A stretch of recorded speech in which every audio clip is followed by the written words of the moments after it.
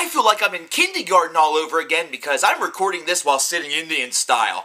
It's story time, kids! It's time for us to talk about Punk Goes Pop 6. I know, why am I sitting Indian style? The whole move thing, it's ridiculous. But that's another story for another day in another video. But yeah, Punk Goes Pop 6, you guys clamor for this all the time. Every single time one of these pieces of junk come out, and usually they're able to deliver the goods that give me the opportunity to deliver the goods to you. So, why should Punk Goes Pop Volume 6 be any different? Why should it be any different? It seems as though Fearless Records knows that they have a, potential hitmaker on their hands, and mainly it's because it's working. The one thing that I've noticed ever since the first Punk Goes Pop that I touched base on, which was, I believe, either Punk Goes Classic Rock or Punk Goes Pop Volume 2, the sales of this have definitely gone up a little bit, and it's definitely been to a more diverse crowd. I almost feel as though I've done this in some way. If I have, I'm sorry to everybody, all of you out there, but you asked me to do this, so it's your fault too. But I feel as though Punk Goes Pop 6 finally, they finally got it. They finally understood what you're supposed to do with these types of compilations. And I'm going to prove that to you here with the first three tracks. Ain't It Fun by Paramore being done by Tyler Carter. I don't know who he's from or whatever. I don't care about research with this. That's track number 1 to give you a little bit of an idea.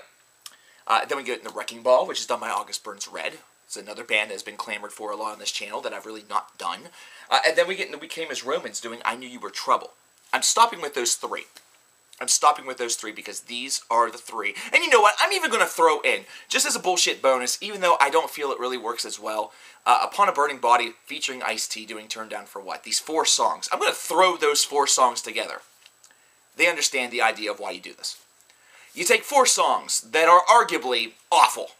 Awful pop songs. Pop songs that get stuck in people's heads. They never go away. You endlessly complain about them because you hear them 75,000 times a day.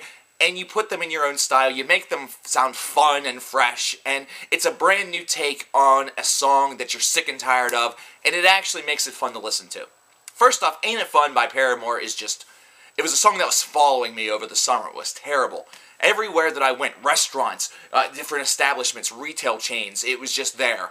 Luckily enough, it didn't play in my own store until it was, I think, on it now. Fuck. But at any rate, Tyler Carter definitely did his best to give this a nice little spin to it, and I really enjoy what he did with that. This is getting scary, I know. I enjoyed it. Wrecking Ball by Miley Cyrus, done by August Burns Red. This is one that I really don't care for all of that much. However, at the same time, they did do something right. They put it in a style that was completely unique to their own. They didn't try to really emanate what Miley Cyrus did really at all. They really just kind of did their own thing with it. Usually I'm very harsh to criticize that, but August Burns Red just basically did what Children of Bodom did to Baby One More Time, and it actually works. It's just not one that I consider to be my favorite. Whenever it comes to We Came as Romans, taking care of a song such as I Know You Were Trouble, or I Knew You Were Trouble, bravo! I don't typically hand out these kind of compliments to bands like this, but bravo, We Came as Romans. You actually made me chuckle on this track. You actually made me listen to this thing the whole way through. You actually engaged me enough where I really, really wanted to see where this was going to go. You made it fun and kind of poppy, kind of, ridiculous. And then whenever you actually got to the chorus, you did not disappoint. You actually delivered a very high-powered chorus, so I give you a lot of credit.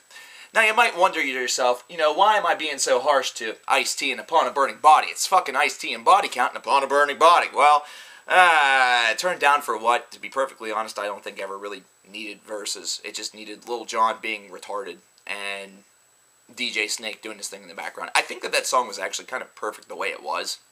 So this is kind of just a little bit of over-excessiveness. It's almost like a remix as opposed to a cover of this track. So it really just depends on the way in which you look at it. It just wasn't so much for me. But once again, it emanates very, very well the idea of taking, crappy songs that get cut in your head over and over and over again and putting them in your style and actually having a little bit of fun with it. Let's see how they fuck it up. Props are fun, right? Problem by Set It Off. First off, you're not Ariana Grande. Fuck you. Get out of here. Burn, which was originally done by Ellie Goulding, by Crown the Empire. This one actually wasn't bad. It's almost like it's built for this style of music.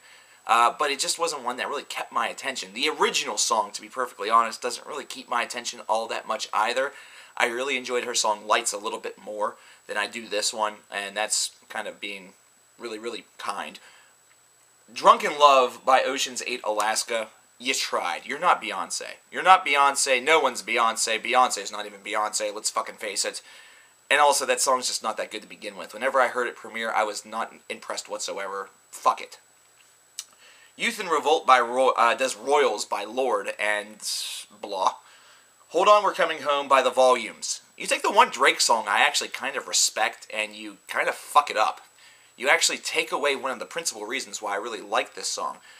Drake has a very, very good singing voice. I'm shocked I'm admitting this. But he does have a very good singing voice, and the sound that is around him, the construction of the song that surrounds him, the kind of like that very hazy atmosphere that surrounds him is one of the key components to why this song works so well. And you actually really destroyed one of the fundamental layers of this and really turned it into something that's a little bit more broken. And in doing so, ruined the song. Thanks a lot, you bunch of assholes. Chocolate, which was originally done by the 1975 by Knucklepuck. Knucklepuck, you actually kind of get it, just like the first four people. You did this in your style. And the nice part about it is that since the 1975 are kind of an alternative band, some people would probably disagree with that, this worked really well in your style, so I have to give you some credit, but I will kind of question the song choice on this one, considering this is one that I understand hopefully will get some people into the 1975 as well as into you, but I just think that it's going to have the adverse effect that no one's going to get into either of you, but that's just me. Slaves doing Sweater Weather by The Neighborhood. You fucked this song to death. You literally fucked it to death and didn't even have the courtesy of coming on its face, because this is terrible. I like that song. I actually like their song Afraid a little bit more than I do like this one, but this is the song that introduced me to the band, and your version of this, kind of similar to the Hold On, We're Coming Home, just really destroys one of the principal components of the song, and in this case, it's the vocal delivery. It's the way in which the song is delivered vocally. This is something where you took some liberties, you kind of try to adapt it into your own vocal style, which is admirable, but in this case, was the death nail of this track. Aside from that, I don't even want to touch it. Stay the Night, which is done by Zedd and Hayley Williams. That song's a piece of bona fide trash anyway, so guess what, state champs? You were fucked to begin with. And then Palisades doing Happy by Pharrell Williams, and at this point in time, I had rapidly grown disinterested. Why? Because here was a compilation, here was a Punk Goes compilation that had the potential to actually impress me, that had the potential to take all the things, the negative things that I'd said in all the previous volumes of these videos and just flushed them down the toilet and made me look like a bona fide moron. You had the opportunity. You were right there. Maybe with Punk Goes Pop Volume 7 this will happen. I know that I'm really, really stretching the potentials of human imagination here, but it's a potential. This one at least tried. This one actually did this idea as it probably should be done. These have to be songs that are just beaten into your skull to death, and it has to be done in a style that actually reinvents them, as I said, near the forefront of this video. Instead, there are a lot of songs on here that are either kind of lesser hits or hits that are very, localized or perhaps ones that don't even have that large of a following. Whenever you go and start off your album with Miley Cyrus and Paramore and Taylor Swift and arguably the biggest dance club hit of 2014, you're on to something. You're right there where you need to be. But then whenever you get into minor hits that are, alternative hits such as Sweater Weather or Chocolate by the 1975, if you're going into Stay the Night, which is probably a pretty big dance hit in some regards, but goddamn is it just irritating as all fucking get out.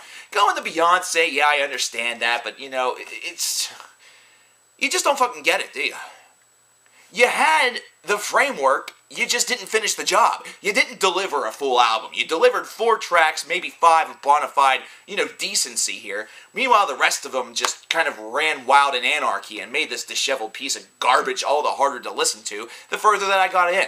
The further that I got into this piece of trash, I kind of just was curious as to how things were going to go horribly wrong and how everything was going to seem terribly misguided. And in most cases, one of the most misguided principles that occurred was the fact that these songs that were kind of altered just in minor ways, that's all the more it took for them to sound absolutely terrible. That's all it took for songs that are maybe irritating and not that great in their original version sound 10 times worse instead of 10 times better. You didn't modify the songs, you actually demodified them. You actually destroyed them a little bit more. You actually corroded them. But what do I expect? I've been doing this for a long time, and I've been talking about a lot of these, different collections for a long time. And for some strange reason, people still love them. And for 4 tracks or so, maybe 5, I kind of understood why. But at the same time, 5 tracks out of 13 being somewhat passable, that still doesn't make a good album. That still doesn't make even a halfway passable collection. This is still bona fide garbage. Fearless Records has a cash cow here. So I'm no longer going to tell them, stop this. I'm no longer going to sit here and waste my breath saying, don't do this anymore. Because, quite frankly, this at least means that once or twice a year, I got something to bitch about. I got something to come in front of a camera and talk to you guys about and hopefully make you laugh a little bit. But I will say this. Take a look at the model of the early stage of this album, and you might have something. Believe me, if you actually make one of these albums that I can enjoy the full thing, I'll stop doing this. I'll stop doing this. I'm not going to tell you not to buy this, because most of you are going to do it anyway, and that's fine. Do it. I hope you enjoy it. I hope you enjoy it more than I did. But for the rest of you who know exactly what this is, and know exactly where we've been with these albums, it's no different. We're just getting a little closer. And maybe that's all this should really be accomplishing. Maybe that's all that these videos should really aim to accomplish. Getting closer to something a little bit more plausible. As opposed to whenever we were talking about volumes 2 or 3 where absolutely nothing was really worth it. So maybe, just maybe, we should be positive about this, like we're in kindergarten, and determine that there's some progress being made. Yeah, that's a load of fucking bullshit.